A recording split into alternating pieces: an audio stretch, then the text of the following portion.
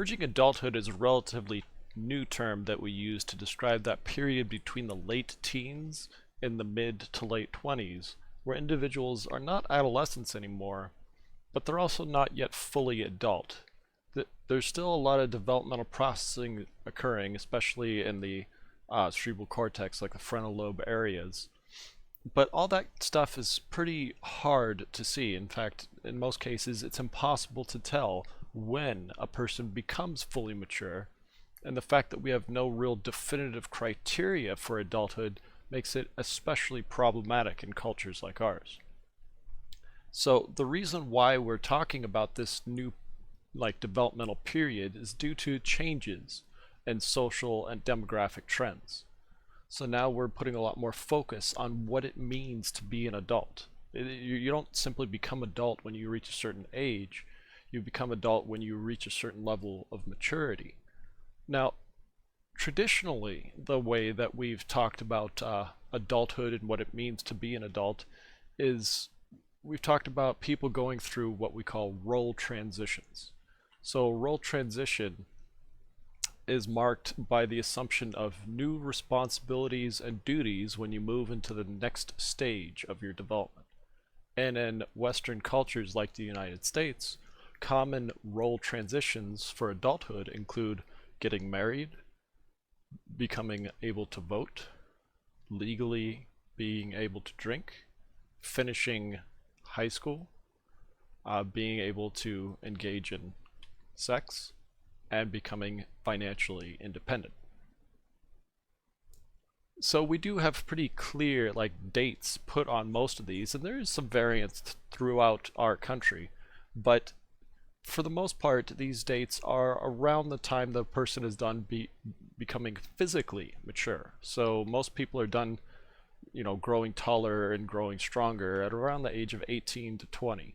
So that's typically how we've defined this, and that makes sense. You can easily see a person's height and weight change, but you can't really see what's going on in the brain. You can't see what's going on in those higher level functioning areas.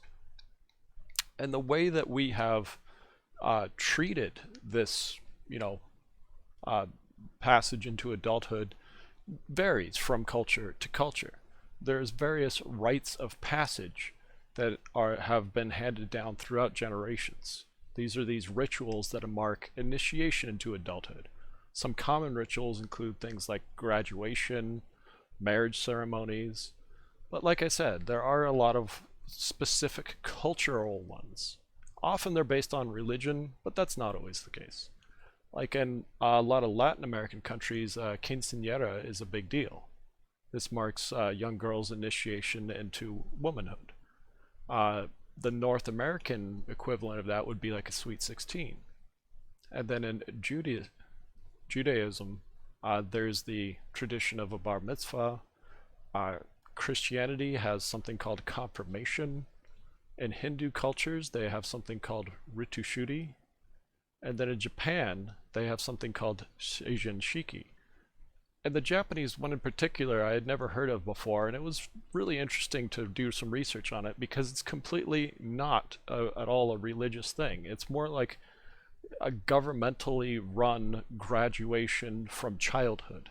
So just imagine getting together with all the people of your age group in like a governmental facility and giving having a graduation. It looks very much like a graduation, but it's not affiliated with any particular school.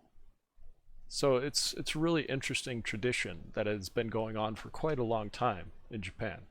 And there's a reason why we have these kinds of traditions. The primary reason why we have these things is because it just helps the newer generation feel like they're part of something bigger than themselves. It helps them feel that kind of connection with their heritage. So that sense of continuity is the primary reason that we still do this kind of stuff. Now, in our Western cultures, though, we tend to not have these kinds of traditions as much. So we focus more so on those, role transitions, like going to college or getting married. And most students do go straight to college upon graduation from high school. About 70% of students will go straight to college. And one major determining factor of whether or not they will is their socioeconomic status. So students who have a higher socioeconomic status just have a higher probability of going straight into college. Now, when we look at college enrollment, we do see some interesting trends. Like, one is that we're seeing our colleges become increasingly more diverse. We have wider age range, various ethnic and racial groups attending, and there's reasons for that. We'll get back to that kind of stuff later. But when we look at any individual student and we chart their progress through college, what we generally see is the most important factor when it comes to being successful is support. So social support, support from family, support from the friends, support from the faculty and staff. The more that student feels like they have support, even if they don't, rely on it, just feeling like they have that kind of support will motivate them to do better in the college system. So here's some data I'd like to share with you from the National Center for Education Statistics. This is undergraduate enrollment, actual and projected. So on the left side with the solid line, that's our actual enrollment rates. And you can see it peaked at 2010, and it's been steadily going down since then. You could say it's starting to flatten out a little bit, but that's a really hard thing to argue. It looks like it's still steadily going down.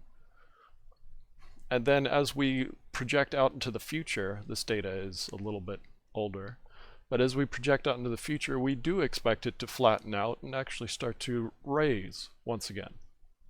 But if you just look at this data for a few minutes, you'll probably understand why this is happening the way it is. Just look at where the peak happened. If you're at all familiar with recent history, I'm sure you understand exactly what's going on here. Our economy took a big hit around that time, and we're still not recovered. And it's not clear when we're going to be recovered well enough to get that upward trend going back again.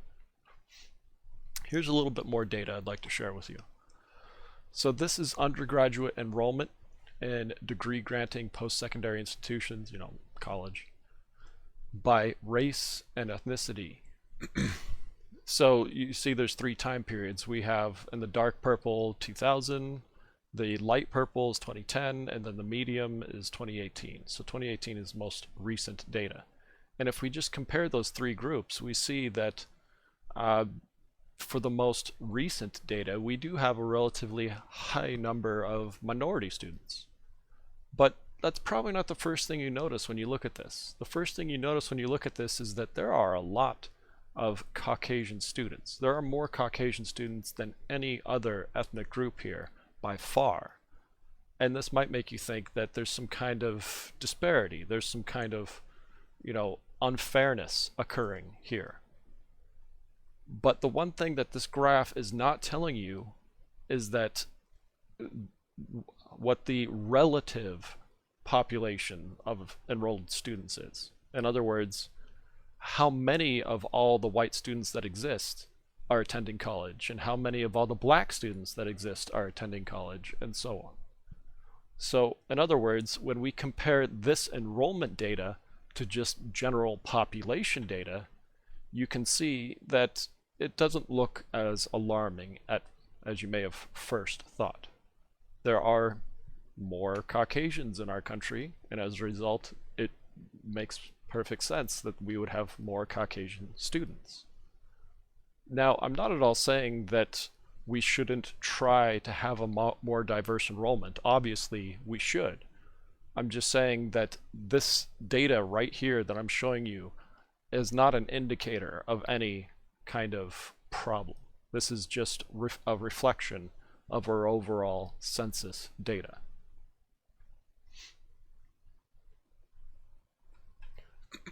Now, changing the subject, we'll come back to college in just a minute.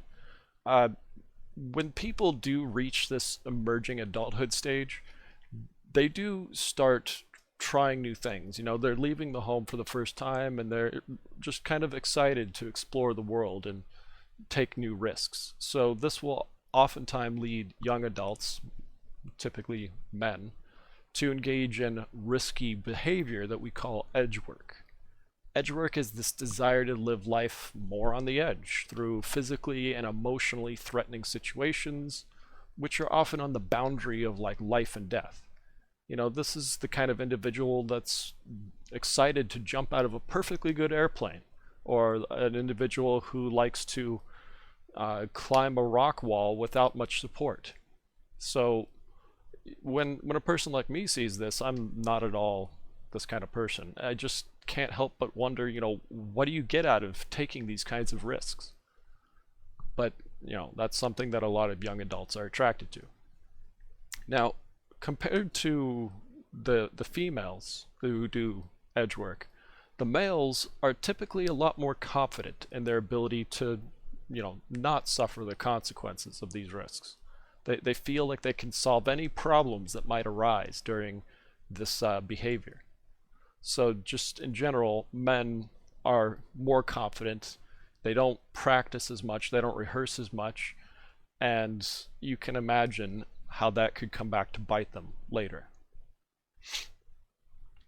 Now, during this early adult stage, this emerging adult stage, Erik Erikson talked about the primary focus being intimacy. So young adults, what they are primarily concerned with is developing strong bonds with other young adults. Now remember, intimacy doesn't necessarily mean any kind of romantic or sexual thing. It's just the focus of this stage of life is to develop a few good relationships with others. It involves creating a shared identity with another person. And a lot of people and a lot of researchers have argued, based on the data, based on, you know, just logic, that that makes sense for you to try to develop a kind of connection with yourself before you can create this kind of shared identity. In other words, you have to first have a very clear personal identity. You have to understand yourself before you can create this kind of shared identity. So like I said, it makes sense, and there is some data to support that, but it does have conflicting results. You know, only some of the research shows that understanding yourself first is that important. Now, going back to college real quick, I mentioned that there's a lot of different, you know, role transitions that occur. College is one of them that we tend to focus on in our country, but another one that we tend to focus on is financial independence. And these two things actually go hand in hand. So in our culture, becoming financially independent is a major marker of becoming an adult. And typically we see that young adults who do not go to college become financially independent sooner. So that, you know, approximately 1/3 of high school graduates who just go straight into the workforce, they start earning a paycheck right away. They start advancing up in their career right away. So yeah, they're probably going to peak out in terms of, you know, their salary or whatever at a lower peak than you would if you went to college, but they get a massive head start. And there's another thing that gives them an advantage too. We'll talk about student loan debt in a bit. Now, for a lot of these young adults who are moving out of the house for the first time and gaining financial independence for the first time, they do suffer from quite a shock. We've come to call this the quarter life crisis. It's conceptually similar to the midlife, but it occurs in the mid-20s. So this refers to this period of self-exploration, search for meaning, and just adjustment to daily life hassles. And when I talk about daily life hassles, what I mean is a lot of young adults, they don't know how to take care of themselves, to put it simply. They've never cooked a meal in their life, perhaps. They don't know how to wash their own clothes. They don't know how to, you know, clean themselves properly. So adjusting to these new responsibilities that they have to face on a daily basis can be quite overwhelming. And some young adults, especially those who had uninvolved or permissive parents, they'll often move back into the home because they just cannot manage these things on their own.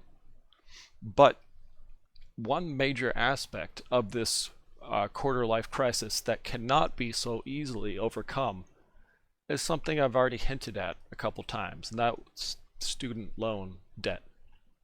So student loan debt is a huge problem.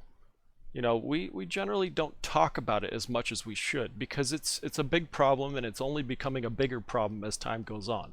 So here is some data showing the current state of our student loan debt and how it has increased steadily over the last decade or so. So when you look at this, it's kind of hard to get a grasp on what exactly this really means. Just billions of dollars, okay, like it's kind of hard to conceptualize what 1.7 trillion dollars really means. But what we generally see is that as this debt continues to rise, most, well, at least many of these students will never pay it off. That's why it keeps rising, because students take out these loans and they can never pay them off. They just cannot possibly earn enough money quick enough to make these payments. And failure to pay off loans will obviously hurt their financial score. It'll hurt their financial prospects going into the future and drain their accounts. But it also has a big negative impact on the economy as a whole. I'm no economist. I can't sit here and talk to you about how debt impacts the finances of our country, but I do know that it has a negative effect. If there's a lot of outstanding debt sitting around in our economy, that's not a good thing. If you want to hear more about that, I'm sure you can find plenty of good, economics professors going into detail about that exact subject, but that's certainly not my area, so I don't even want to try to explain something like that. But what I can explain to you is what this magnitude of debt is, like how it compares to other things that will probably help you get a bit of a better handle on how big this problem is. So here's a few little infographic kind of things that I made comparing student loan debt in the United States to other kinds of things. So in this first one, we have student loan debt, and this data is a little bit older. So this is from early 2019. So back then, the student loan debt was $1.48 trillion. So to give you some comparison, the auto loans, the total outstanding auto loans at that same time was 1.3 trillion, and credit card loans was 1.08 trillion, and home mortgages was 9.4 trillion. So I don't know how well that conveys the size of our student loan debt, but maybe this next one will. So here's student loan debt in the United States compared to the GDP of the top 11 nations. So there you see student loan debt, 1.48 trillion. Here's the United States GDP, 19.49 trillion. And then we have China with 12.23, Japan with 4.87, Germany with 3.69, and so on. And as you go further down the list, you'll start to notice that some countries' GDPs are very similar to the size of our student loan debt, like Russia, for example. So that's something that I found personally kind of interesting. Like when we think about Russia, we think about a country that's not poor. Russia is a nuclear power. They have a massive amount of influence all around the world, but our student loan debt equals their GDP, basically. So that's pretty remarkable if you think about it that way. And here's one final comparison I wanted to share with you. So here is the student loan debt in early 2019 compared to governmental spending at that time. So the Department of Defense got 1.2 trillion, Social Security got 1.2 trillion, the Department of Health and Human Services got 1.8 trillion, and the Department of Treasury got 1.1 trillion. So our student loan debt was larger on its own. It was larger than the spending for most of the departments of our government. So all I'm really trying to show you here with these little infographics is that student loan debt has been a big problem, and it's getting getting to be a bigger and bigger problem pretty much every day. And if we don't try to find a solution, if we don't try to find a way out of this kind of debt trap that a lot of students fall into, I can't imagine how much bigger it's going to get. And I have to imagine, even though I'm no economics professor, I have to imagine that this is really going to start to negatively impact everyone. Even if you don't go to college, even if you don't know anybody who has gone to college, I have to imagine it's going to negatively affect everyone in the country, and then eventually it'll probably even spill out and start to affect the economies of other countries as well, because it's just getting to be that massive.